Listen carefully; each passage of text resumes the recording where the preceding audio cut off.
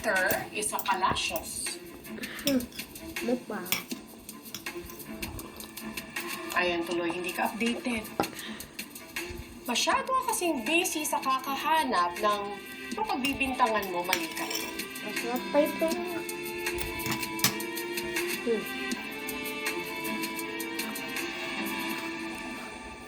Minsan iba silang staff niyang si Peter. Ipapa-DNA test daw siya, but according to Papa, his story checks out. Peter, huwag kang basta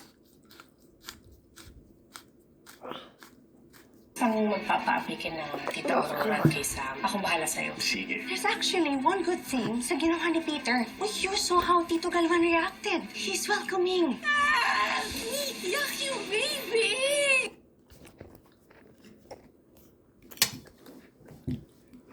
Bakit nag-date mo kay Peter? Strategy lang po yun. Hinahanap lang po ako ng kakampi. Mga taong kagaya ni Peter na mukhang kayang gumawa ng krimen, matupad lang ang ambisyon.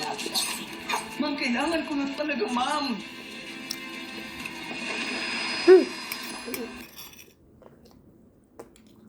Hindi na. Bakit? Sarap pa.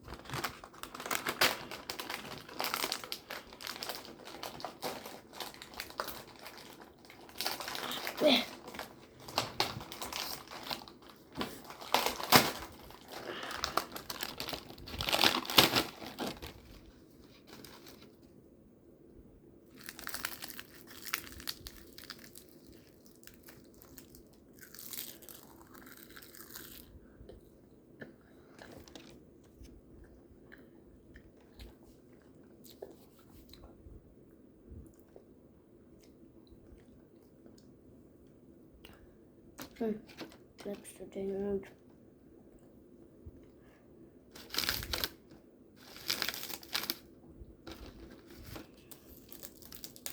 Una sa lahat kami po, taos puso nakikiramay po sa inyo. Humingi lang po ako ng tulong po sa inyo, sir, kasi walang awa po yung pinatay yung kapatid ko. Pumunta lang po yun sa sa dagat, inayos po yung bangka niya. Tapos, kalaunan, sir, hindi na po na siya nakabalik ng hapon. Kasi always po ako updated sa amin, sir, eh. Lagi po ako tumatawag. Tapos yung time na yun, hindi na po nakabalik ng kapatid ko hanggang maggabi na po. Yung mama ko, nakita ko ng umaga ng 30 po. Nakatiwan po nakita. Pero wala na po siyang nanay. Tapos, ang sabi po ng police report doon, sabi nila high blood po, pero hindi po ako naniniwala kasi ang dami pong pasa sa likod niya, doon po sa liig niya. Tapos, doon sa puwit po, hindi po namin matanggap na bait po yung kapatid ko po. Hindi, iwan ko po kung sino po gumagawa nun.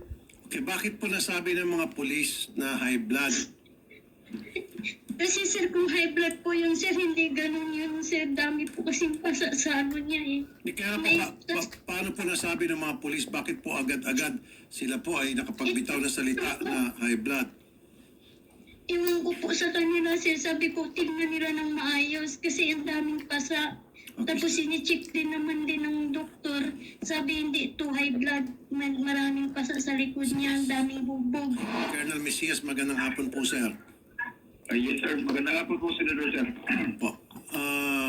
Si Gidelio de la Sierra, siya po ay yumao. At ang sabi po ng doktor ay siya po ay binubog. Pero ang sabi po ng mga tamad mong pulis, siya daw ay na high blood kaya namatay. Ay, yes, sir. Ito po yung nangyari po nito nung nag-report po na may natagpong patay. Yan nga po si De La Sierra. Pero, sir, yung nagsabi na high blood po siya, sir, is yung doktor po, sir, meron po kaming attachment doon sa postmortem ng city officer po, sir, na ang cause of death is, ano po, sir, Hindi po kami makadetermine yung nung post-mortem date kasi doktor dapat po mag-determine na sir. So, Okay. po sa report ni post-mortem ni Dr. Apo po sir, yung city officer ng Tanggol sir. Skinny Is, na. Kasi yun po sir, sudden cardiac death, parang heart attack daw sir. Okay. Meron po kami kopya niya sir. Opo sir. Nabigyan niyo ba kay Ma'am Girlie yung postmortem findings ng doktor? May kopya po kami sir. Kung gusto nilang humihin ng kopya sir. Okay, sige po. Padala niyo po kami ng kopya ngayon na po mismo. Ngayon na po mismo, i-screenshot nyo, padala nyo sa amin through Viber para may pakita po namin yan kay ma'am. And then on air, may basa yung doktor na nag-issue niyan, kung sino man yun, mag-explain. Ganun po dapat. Di ba, sir? Oo. Somebody has to explain to her, especially the doctor na nagdeklara na namatay dahil sa cardiac arrest. Yun po dapat mag-explain, huwag po yung mga pulis ninyo. Opo sir, hindi naman mga polis po natin yung nag-explain sir. May report naman kami dito sir. May report na kopya naman kami.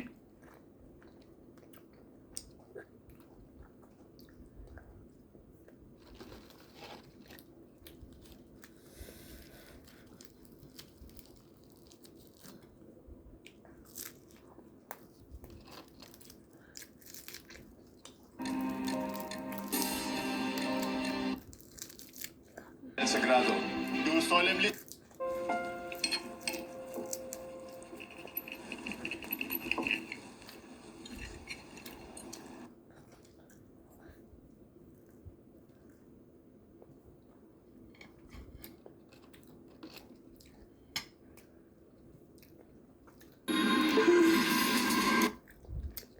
I-surprise pa naman namin ang tatay mo.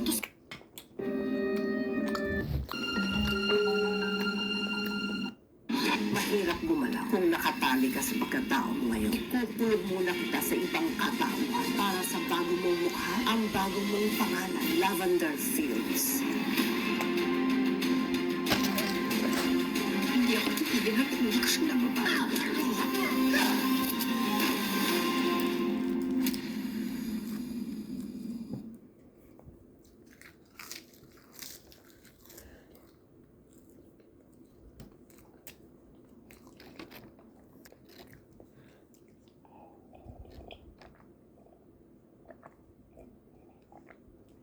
Welkom bij de bank zonder aandeelhouders, Doe eens maar een- met leden. doe Die eens- vertellen ons wat er